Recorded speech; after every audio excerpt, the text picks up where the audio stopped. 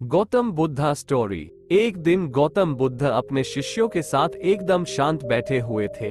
उन्हें इस प्रकार बैठे हुए देख शिष्य चिंतित हुए कि कहीं वह अस्वस्थ तो नहीं है।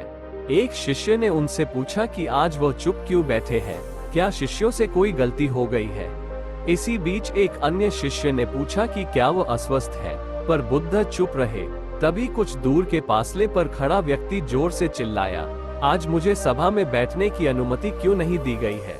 बुद्ध आंखें बंद करके ध्यान मग्न हो गए।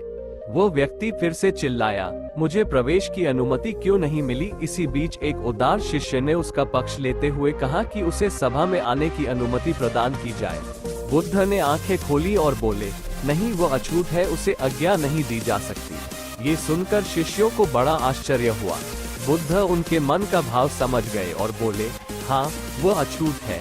इस पर कई शिष्य बोले, हमारे आश्रम में जात पात का कोई भेद ही नहीं, फिर वो अछूत कैसे हो गया।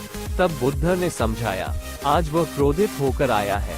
क्रोध, गुस्से से जीवन की एकाग्रता भंग होती है।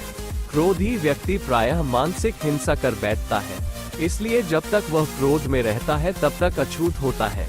इसलिए उसे कुछ समय एकांत में खड़े रहना चाहिए। क्रोधित शिष्य भी बुद्ध की बातें सुन रहा था। पश्चाताप की अग्नि में तपकर वह समझ चुका था कि अहिंसा ही मनुष्य का महान कर्तव्य व परम धर्म है।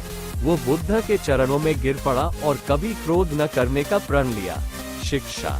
आशय यह है कि क्रोध के कारण व्यक्ति अनर्थ कर बैठता है और पश्चाताप उसे बाद में होता है, जिसका कोई लाभ नहीं मिलता। इसलिए हमें क्रोध नहीं करना चाहिए।